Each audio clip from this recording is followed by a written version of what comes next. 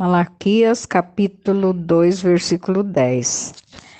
Naquele tempo não era permitido casar-se povo judeu com fariseu, ou vice-versa, por causa da religião, por causa de que eles trocavam o nosso Deus com outros deuses.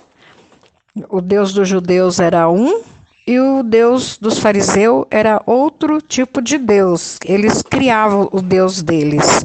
Então Jesus disse aqui no versículo 10, acaso não temos nós o mesmo Pai?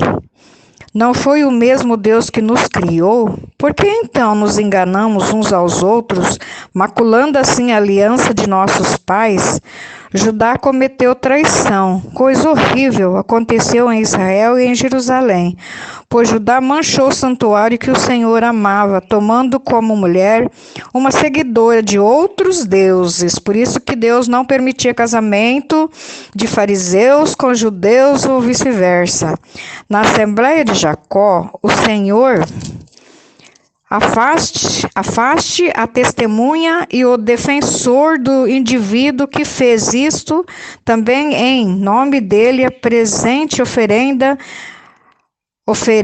ao Senhor dos Exércitos. Deus não aceita oferenda de quem trai a Deus, traindo uma das partes do seu cônjuge, porque é com Deus que os cônjuges fez a aliança.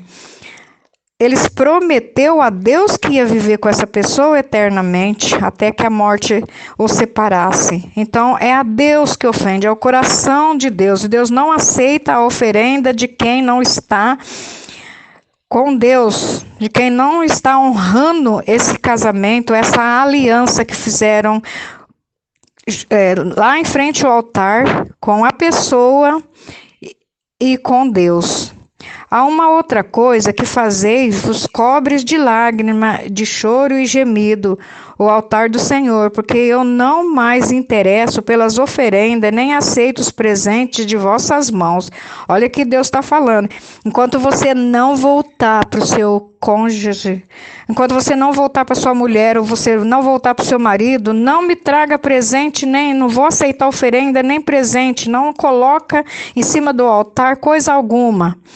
E perguntais, por que isso? Porque o Senhor é testemunha entre ti e a mulher da tua juventude, a quem traíste. Porque o Senhor viu o que um dos cônjuges fez, o erro que ele fez, traindo a mulher, traindo o marido. E por isso Deus não aceita esse tipo de coisa, enquanto um não voltar pelo outro, enquanto um não se arrepender e voltar. E é ela, a tua companheira, a esposa com a qual tens compromisso. E ele não fez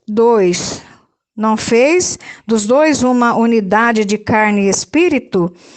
Deus está falando. Por acaso, na hora do compromisso do casamento, do sacramento do matrimônio, vocês não se tornaram um só corpo e um só espírito, uma só carne e um só espírito? É uma unidade, não só a carne que se tornou uma só, mas também o espírito de um está no espírito do outro.